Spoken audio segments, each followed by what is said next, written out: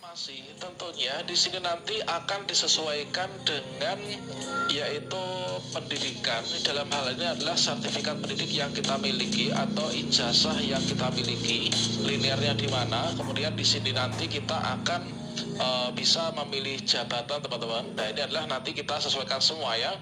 Nah, misalkan di sini adalah saya ini S1 Pendidikan Geografi.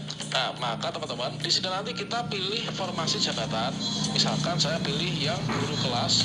Kemudian untuk lokasi formasi nanti akan ditunjukkan kira-kira yang masih tersedia sesuai dengan ijazah saya untuk formasi ahli pratama guru kelas ini mana saja. Tentunya lokasi formasi yang nanti akan muncul di sini ini adalah sisa formasi yang tidak terisi pada tahap 1, teman-teman. Nah, di sini daftar formasi yang masih tersedia, maka di sini untuk memilihnya di sini kita bisa pikirkan sejak sekarang ya. Misalkan saya bisa mengetikkan dengan kata kunci. Nah, di sini saya mengetikkan di sini yaitu SD ini misalkan, teman-teman. Nah, sebenarnya teman-teman untuk yang ujian di tahap 2 di sini ada ketentuan untuk memilih formasi, teman-teman.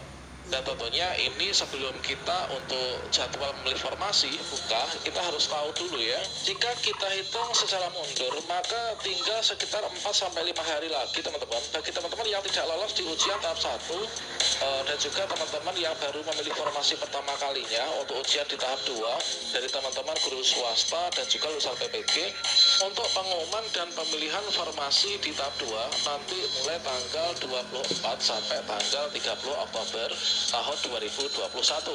Terkait tentang teman-teman untuk yang seleksi kompetensi 2 ini tertera pada paragraf ke-9 yaitu Permen Pan RP nomor 28 tahun 2021, yang mana nanti untuk pelamarnya dari teman-teman THK 2 dan juga guru honor sekolah negeri yang nggak lolos di ujian tahap 1, kemudian guru sekolah swasta dan juga teman-teman lulusan PPG. Soalnya terkait tentang ketika kita klik tombol untuk memilih formasi di tahap 2, di sini kita harus mengetahui peraturannya, teman-teman.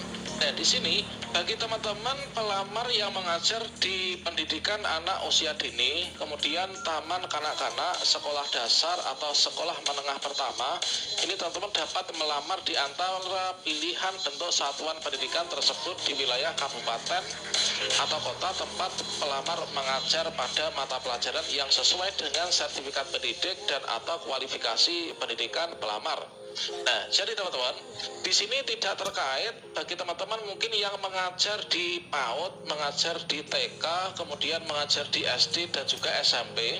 Nanti yang dijadikan dasar untuk teman-teman bisa melamar formasi yang akan teman-teman pilih, ini adalah dari kualifikasi ijazahnya, teman-teman, kualifikasi pendidikan atau juga sertifikat pendidiknya. Artinya, misalkan teman-teman itu memiliki ijazah S1 PAI misalkan ya, teman-teman itu mengajar di SMP, teman-teman. Nah, teman-teman itu mengajar di SMP punya ijazah atau sertifikat pendidik yang PAI, maka teman-teman ini bisa memilih ya untuk menjadi guru atau melamar formasi guru PAI yang ada di SMP ataupun juga yang ada di SD. Nah, selanjutnya teman-teman, di sini yang paling penting itu adalah nanti didasarkan pada sertifikat pendidik dan atau ijazahnya. Nah, yang paling penting di sini adalah untuk yang berada di bawah naungan instansi kabupaten ataupun kota, maka untuk di tahap 2 teman-teman itu bisa melamar pada sekolah-sekolah tersebut. Yang penting itu dalam satu kewenangan yang sama, artinya satu kabupaten yang sama, teman-teman, dengan data yang ada di Dapodik kita untuk domisilinya. Kemudian ketentuan yang kedua, teman-teman, yaitu bagi pelamar yang mengajar di sekolah menengah atas, kemudian sekolah menengah kejuruan atau sekolah luar biasa, dapat melamar di antara pilihan bentuk satuan pendidikan tersebut di wilayah provinsi tempat pelamar mengajar pada mata pelajaran yang sesuai dengan sertifikat pendidik dan atau kualifikasi pendidikan pelamar. Nah, artinya teman-teman, untuk yang di tahap 2 ini teman-teman untuk yang terdata di Dapodik SMA, SMK, dikarenakan itu masuk dalam kewenangan provinsi ya sekarang, maka teman-teman itu bisa melamar antar kabupaten asalkan masih dalam satu provinsi yang sama. Misalkan saya itu terdaftar di Dapodik untuk yang di sebuah SMK yang ada di Kabupaten Blitar misalkan. Nah, di tahap 2, karena di Blitar itu sudah tidak ada formasi, maka kita bisa melamar untuk formasi yang ada di SMA di Kabupaten misalkan Madiun gitu ya. Nah, itu teman-teman, yang penting masih dalam satu kewenangan provinsi yang sama. Kemudian ketentuan yang bagian C, bagi daerah provinsi yang memiliki kewenangan mengelola sekolah pendidikan anak usia dini, taman kanak-kanak, sekolah dasar, sekolah menengah pertama, sekolah menengah atas, kemudian sekolah menengah kejuruan, dan sekolah luar biasa, maka pelamar yang mengajar di sekolah pendidikan anak usia dini dan yang tadi kita sudah sebutkan ya di sini, dapat melamar di antara pilihan bentuk satuan pendidikan tersebut di wilayah provinsi tempat pelamar mengajar pada mata pelajaran.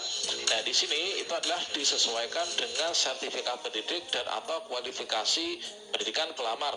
Nah, bagi teman-teman yang kemarin bertanya ya, misalkan untuk ujian tahap 1 atau mungkin pada saat teman-teman melakukan pendaftaran, ijazah yang didaftarkan terdaftar di Dapodik, itu teman-teman misalkan ijazahnya saat itu bahasa Indonesia misalkan.